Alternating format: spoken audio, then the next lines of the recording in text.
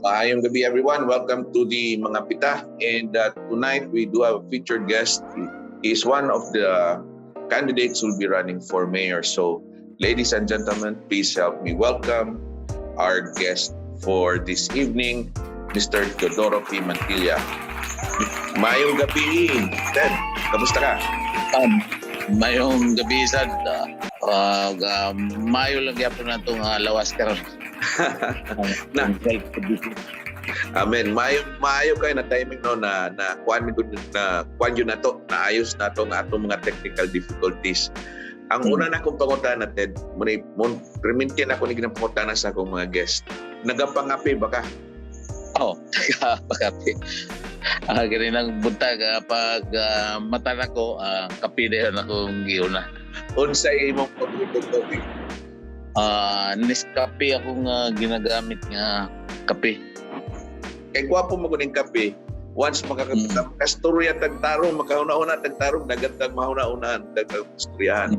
So, ato na yun ko, diretso na question. Daghang mangutana.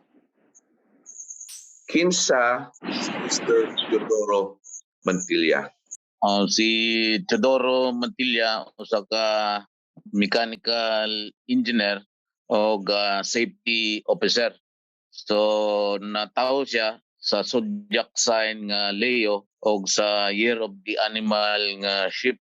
Matud pa sa definition, ang sheep is strong, reliable, fair, and conscientious. So mao na meaning sa katong gihatag niya nga year of the animal. So nahimo akong membro sa Philippine Society of Mechanical Engineers o nahimo po kong membro sa Pyro Fraternity and Sorority o nahimo po kong membro sa Knight of Columbus St. Joseph Paris o nahimo po kong membro sa Concilio of Christendad Archdiocese of Davao nga naay Concilio number 156 o organize me o grupo nga ginatawag og Barangay Pampanga Prime Movers Incorporated o nahimo po kong membro sa Riyadh Force Guardian. So mao tong mga grupo nga akong naapilan. Nahimo kong safety officer pagka human ako og graduate sa mechanical engineering. Unya nagpagkahuman sa mechanical engineering natoy time nga proceed ko sa masteral sa business administration sa USEP. Ug na ko gikuha nga subject sa master business administration sa Ateneo de Davao University. Pero wala na ko na human ang maong masteral. Engineer. Unya, Go ahead. So sa katong pag-organize na matong Barangay Pampanga Prime Movers Incorporated, so mao tong pa-registered na mo as organization kay kanang grupo mao nang gi-organize nako para maghimo og barangay dinhi sa Dakbayan sa Davao, bagong barangay. So nahimo namon tong barangay sa sulod sa sobra tulo ka tuig para ma-comply na mo tong legal requirement. So mao na siya ang Barangay Pampanga Prime Movers Incorporated. So isa ako sa founder sa paghimo sa Barangay Pampanga, Barangay Ison o Barangay Alfonso ang Leongtos. So wala pa ko nahimong public official na nakahimo na ko og barangay. Unsang tuig ka to sa engineer? Muraw nakalimot ko sa tuig to. Basta dugay na to, basta tulo ka tuig na mo pong gihimo, dugay pa na mo tong nahimo to. Kay tungod sa ang existing barangay official dili mo sugot, so naningkamot po siya nga dili mahinayon tong paghimo na mong barangay. So amo tong proposal, 5 ka barangay unta tumong proposal, pero pag submit na mo sa City Council, tulo lang ka barangay ang ilang i-approve. So nag-plebiscito, gipadayon tong plebiscito unya na niuyon man ang mga tao. So mao nung nahimo ng tulo ka barangay ang Barangay Pampanga. Engineer, lisod kaning mahimong mechanical engineer unya community leader po day ka no, daghan ka mga organizations gilid unya labaw na ning imong maayong project naghimo for Barangay Pampanga. Mangutan ako sa imo, unsa may mga kuan nimo kanang motto in life, prinsipyos kinabuhi na nagtabang sa imo paghimo og mga gwapong desisyon sa mga lisod nga panahon? So na ako'y mga nabasa po sa mga philosophy. So na ako'y nabasahan sa katong philosophy ni Immanuel Kant.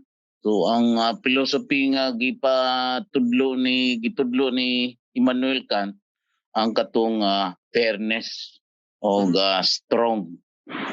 Kinahanglan fair ka kung mo decide kinahanglan fair bisag wala nakabalo ang laing tao, imo gyapong ipatuman tong fairness. Gwapo kayo na no.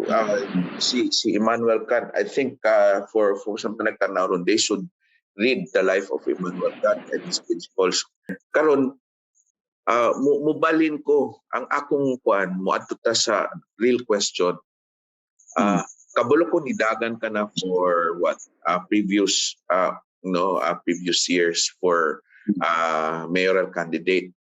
Pero karon unsa gyud, what prompted you to run again? Ngano nidagan ka usab? Unsa imong nakita na kinanglan nimo na mudagan pagka mayor sa Davao City?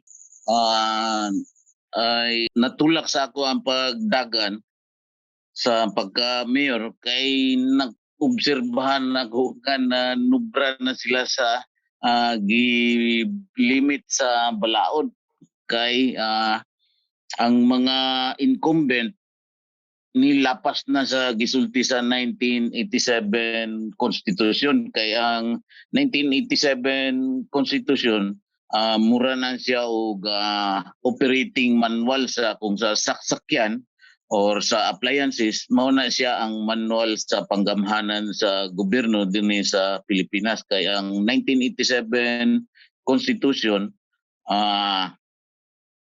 gihimo na mura na siya og kontrata na sa katawhan ug ang gobyerno nga dapat sundo na siya nga manual nga operating manual sa panggobyerno para dili madaot ang atong gobyerno kung dili na sundo ng gisulat sa konstitusyon, mamahimong madaot ang atong gobyerno sa Pilipinas or magkagubot kung dili ipatuman tong nakasulat sa 1987 Constitution. Naaga ko nadunggan nato nga kanta nga mga Filipino singer bahin sa katong konstitusyon kay nakita niya, nabasa niya sa konstitusyon, maayo kayo ang nakasulat sa bagong konstitusyon para sa mga katauhan.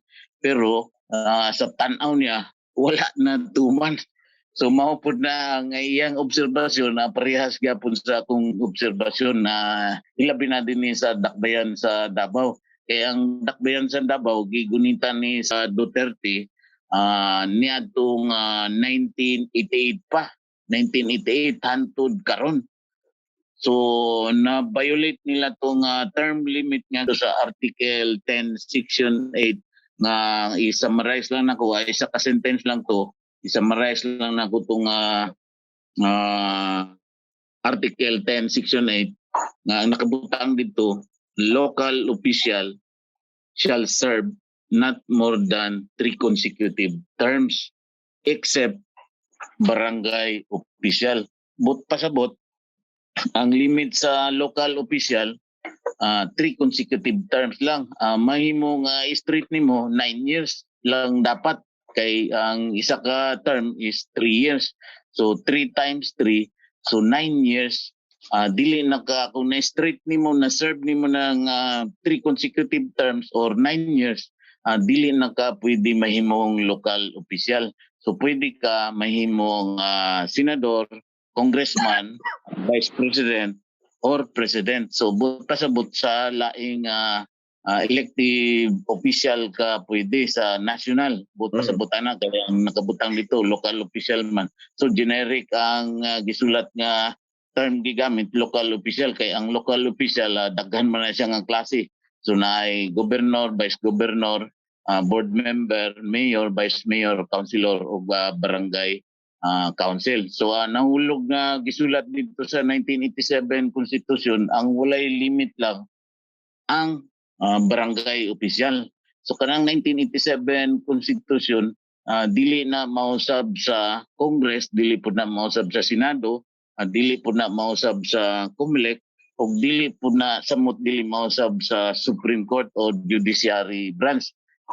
So bot pasabot kanang Constitution kung naay mga nahimo nga balaod nga nasupak sa Constitution o conflict, ang mas prevail ang katong Constitution kay mao na itong basic land of the basic law of the land mao na ang gitawag na itong 1987 Constitution. So base sa akong obserbasyon, daghan na nilapas din nga local official sa Davao. Sa councilor na nilapas, so muraga sobra 5 ka councilor tong nilapas nga term. Si Abila, Acosta, Militar, uban pa. So naay sobra 5. So ang katulang akong hinumduman nga katong tulo nga nanubra o samot na ang vice mayor o mayor nanubra kay si Sara Duterte Carpio. Nanubra na po siya sa term limit kay nahimo siyang una niyang public official or local official siya atong 2007. So 2007 nahimo siyang vice mayor, straight na siya nagserbisyo hangtod 2022. So but pasabot 5 ka term na kang Sara. So nanubra na siya sa 3 consecutive terms. So naa siya violation nga 2 ka terms. So kung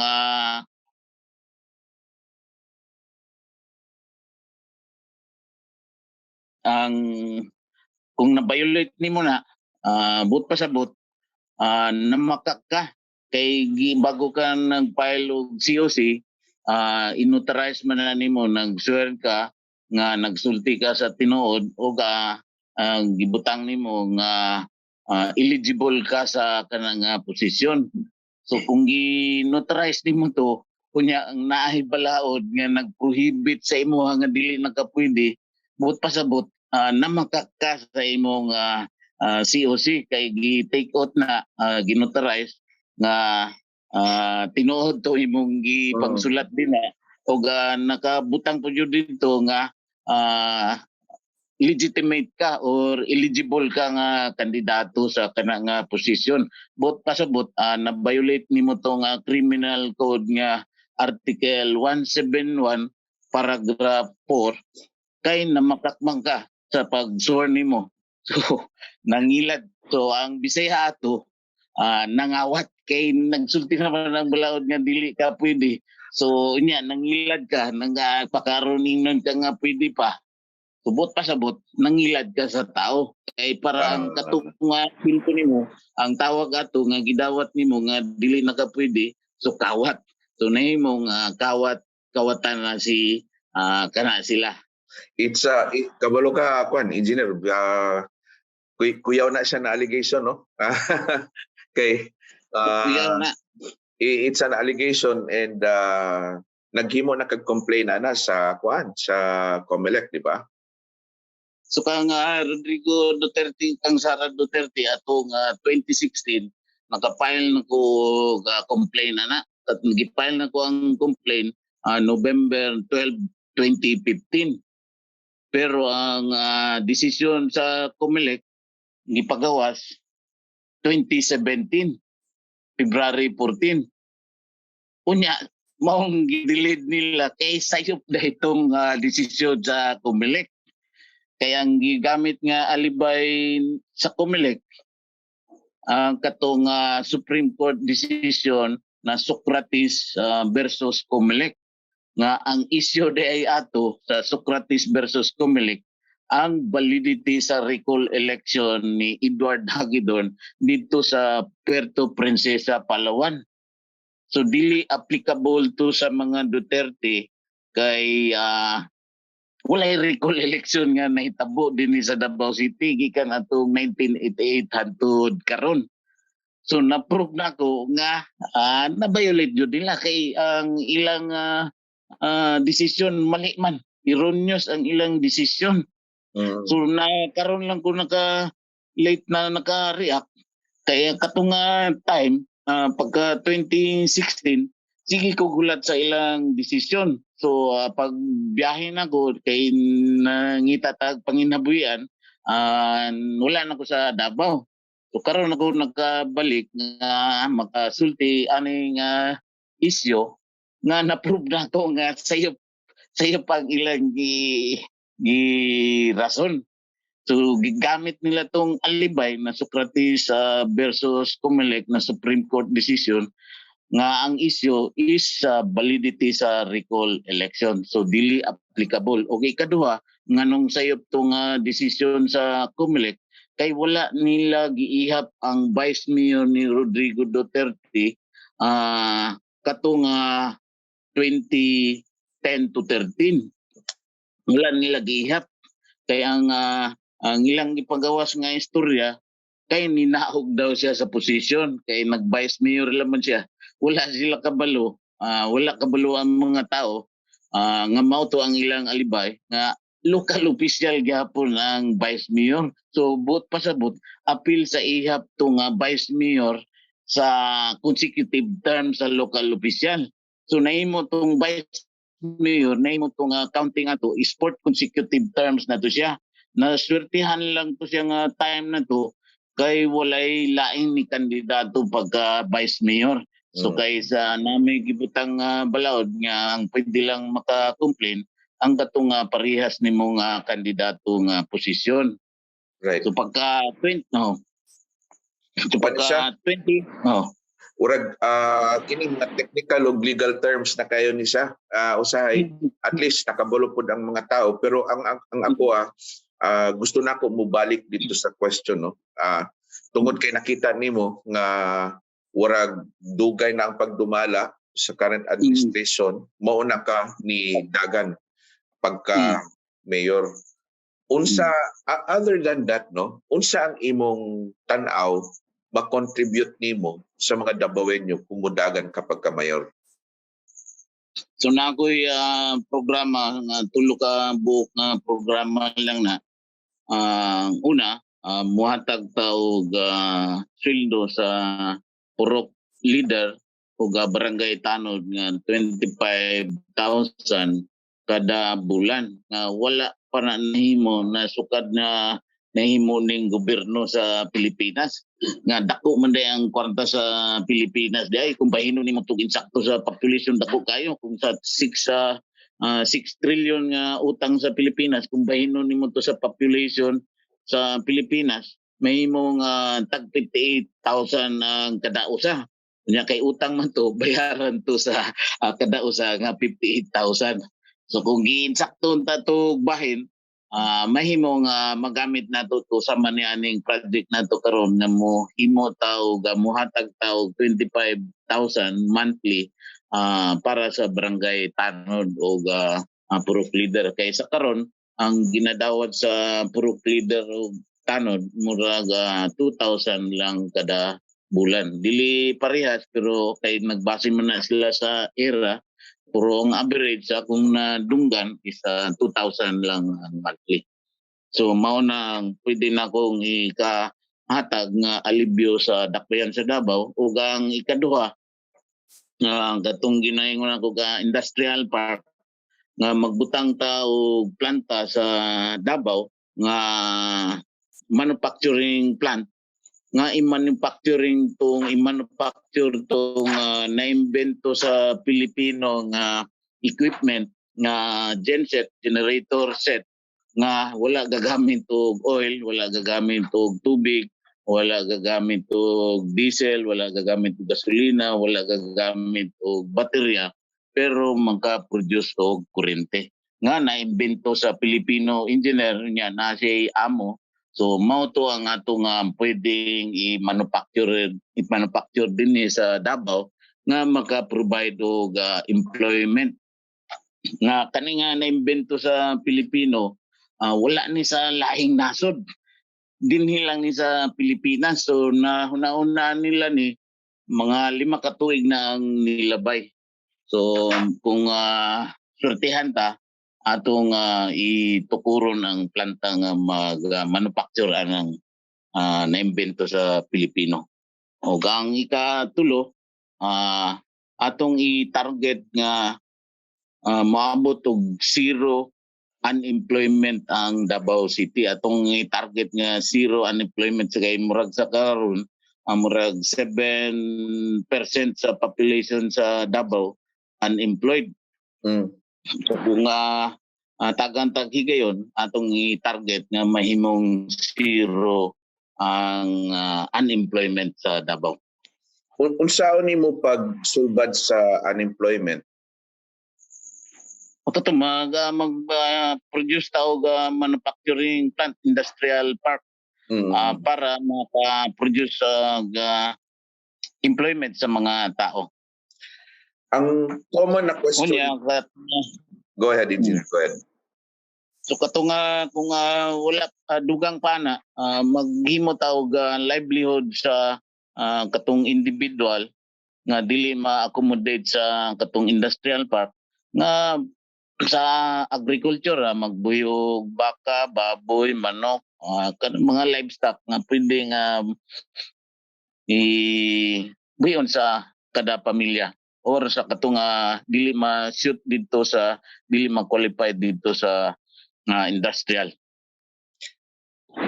Ang next na kong question, Engineer, ang permanente ginaingon sa administrasyon o nisikat ang Davao kanang ginastoryang peace and order, no? So kung kintay ikaw madaog ka, unsa ang imong stand sa peace and order?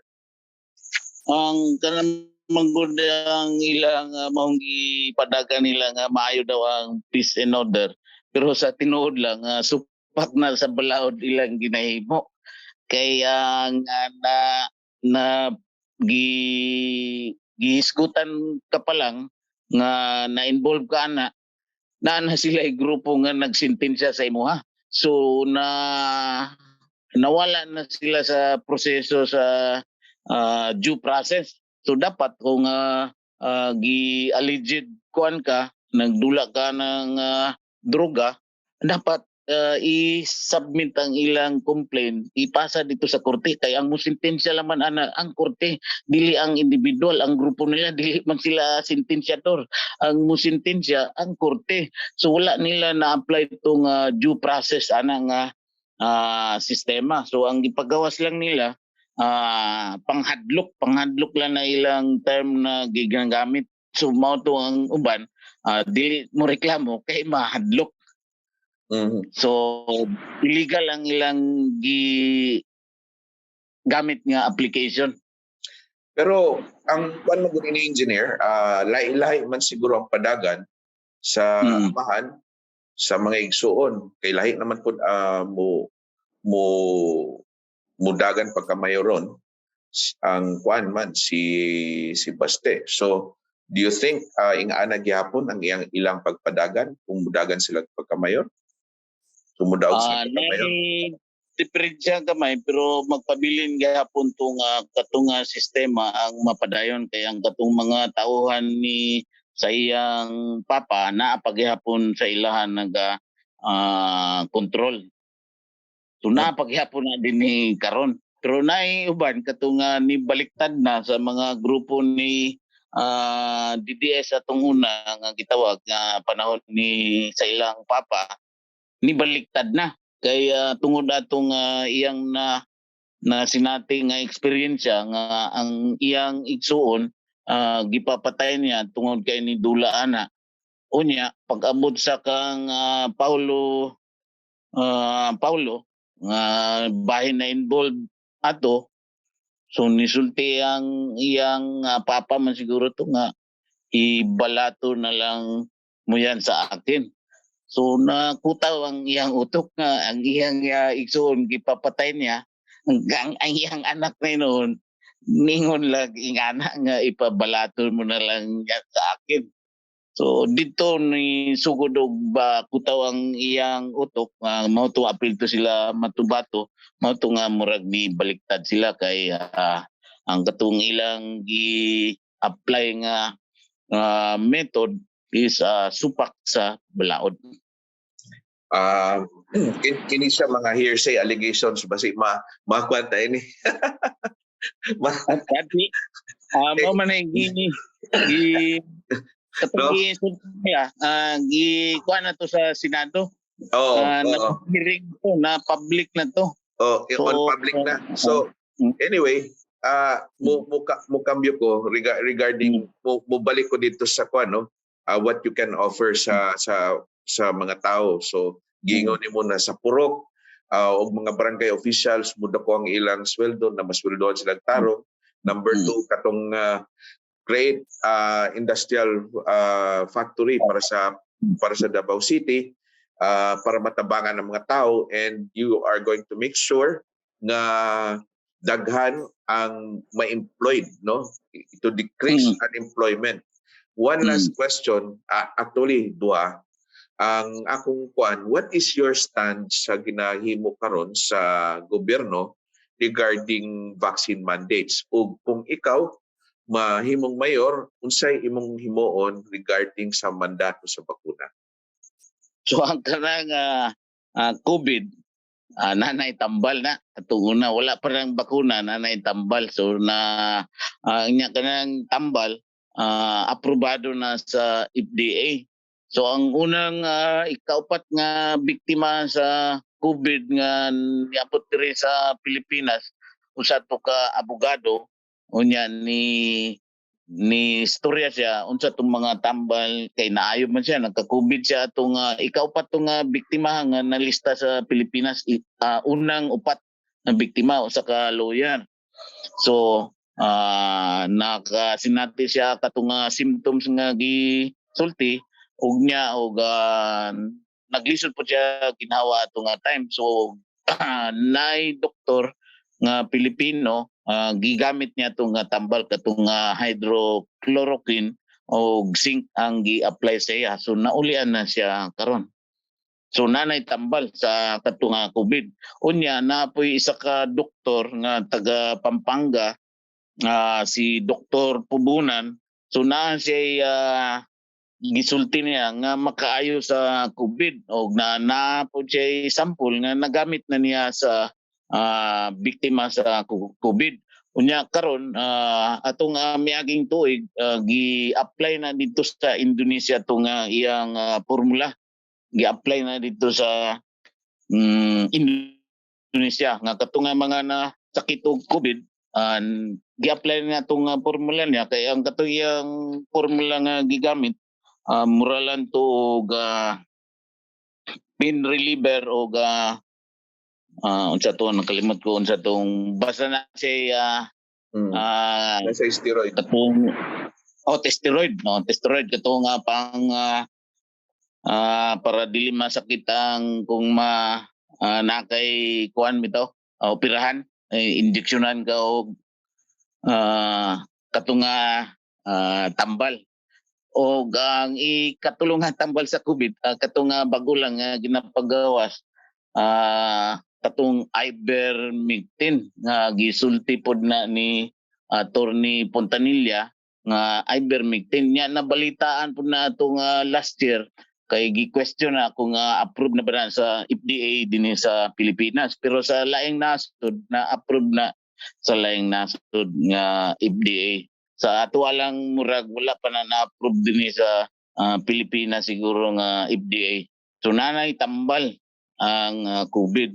So kanang bakuna mamahimo nga optional na lang unta na dapat karon murag ginahimo man nila og mandatory. So murag nangapod sila gihimo nga balaod para ma-mandatory ang bakuna. So nawala tong right, inherent right nga gisulti ni katong Attorney Puntanilla nga gihatag sa ato ang inherent right nga gisulat dito sa Constitution o gisulti pud na dito sa Biblia nga atong inherent right nga mo pili ta kung magpabakuna ba ta o dili kay ato man ang lawas ang atong isyu nga giatiman. Mm. Mm. So, final na ko question, engineer, no? Kung makadaog ka kung sa imong first 100 days na imong paghahimoon pagka mayor. I-reorganize na ko ang local department heads kay kana kung dili na ko i-reorganize murag maghimo na sila og sabotahe para ma-failure ang operation. So kanang 100 days murag 9% lang na sa tibuok term. So dapat sa 100 days ma-organize na ko insakto tong mga department heads o local nga official nga appointed. So ma-organize na bago ko maghimo og project nga ang pinakauna nga project nga himo ang katong engineering building dapat kay daan naman dong engineering building din o sa nakita nako fire hazard ng engineering building. So dapat mao na ang unahon na project gawa sa atong program nga tulo ka buok nga kung gi-offer sa mga Dabawenyo. So mao na ang sorry kayo ha. Anyway, gwapo kayo ito yung gingon engineer, no? Na pag-ingon ni mo reorganization kay iplastada sa nimo tanan ang tibok structure sa organization bago ka maka-implement og tarong yun sa imuhang mga plano. Kay kung di nimo na siya maplastada, diretso ka implement, mo na ang dakong problema kay dili pa ready ang office para ana kay lahi pa man ilang gigikanan kay na transition man gyud na siya. Last na kung ihatag sa imo engineer, this is can you tell the public ingnan kaning kay kinisa na naman siya ibutang nato no sa lain-lain social media labo na nasa YouTube. Imong final message sa mga katawhan sa Davao, mga Dabawenyo. Og final message nimo sa ila kung na kay gustong i-shout out kung saan kanila pag-contact, kung saan nila pag-support, palihog na lang ing na dire. So go ahead, engineer, the floor is yours. So gipukaw na ko ang mga taga Davao kay murag nakatulog na sila. So kinalan pagmata na mo kay nakabalo na mo sa mga kahiwian nga gihimo sa mga daan nga nagdumala din sa dakbayan sa Davao, nilapas na sila sa balaod. Busa pagmata na mo, lihok na kamo kay kanus apaman mo magmata kanang wala na mo yung mata o nangamatay na mo, kinahanglan magmata na mo o lihok na kamo para malihok na to ang balaod. Kay kung walay mo lihok sa balaod, dili na matuman ang balaod kung walay mo lihok. So kanus apaman mo mulihok kanang napungkula mo, so lihok na mo karon. So ang inyong higalang si Teddy Mantilla ayaw kalimti karong umabot nga eleksyon pinili ay nga isulat sa baluta nga kinahanglan ma-proclaim sa una tang winner bago na to ma-implement tong mga gipanghisgutan nato ganina nga mga programa. So kinahanglan magbantay ta kay basig makawat ang atong mga dili lang boto kundi ang kwarta sa katawhan sa dakbayan sa Davao, dili lang dakbayan sa Davao kundi tibuok Pilipinas. Kay kung ni sulti na ang balaod nga dili nakapwede unya nagpakaaron ingnon gihapon ka nga pwede pa ka buot pasabot nangawat ka, nangawat ka sa kwarta sa katawhan sa Pilipinas o sa Davao mismo. Kinahanglan pagbatanan mo kay giilad lang mo sa mga nagdumala karon sa Pilipinas o hilabi na sa dakbayan sa Davao. Kay gikan atong 2010 July 1 hanto 2022 so nanay mga violation ang nahitabo. Walay question sa ilang performance sa giingon nila maayo sila nga leadership, maayo ang peace and order, pero ang question kay nilapas sila sa balaod nga adunay penalty nga gisulat panahon pa ni Marcos nga ma-implement. So kung dili nato nalihokon, magpabiling dili na ma-implement ng balaod. Kaya ka nga balaod, dugay na o wala pa na nagamit sukad. So sa karon dapat lihokon nato na para magamit nato na nga balaod. O daghang salamat. Daghan kay salamat, engineer. Unsaon nila pag-contact sa imo ha? Kung musuporta sila sa imo. So natay email Teodoro Mantilla Teodoro_Mantilla2000 at yahoo.com o ang contact number nato sa mobile 0905-230-1249. Okay, arang mo na ko na ibutang na ko na dire. So mga kaigsunan, daghan kayong salamat sa inyong pagtanaw karon. Ang atong guest si Mechanical Engineer Teodoro Mantilla, who will be running for office karong May 2022 election for mayor din sa Davao City. And muna atong ginahimo, kinsa ang atong mga kandidato, unsa sila, unsa ilang mahatag para sa tuwa. Engineer, daghang salamat and God bless you. God bless your project, your goals, and your advocacy. Ang maingon ako, stay safe, be safe, and God bless you all. Engineer, daghang salamat and bye-bye. Bye-bye. Salamat.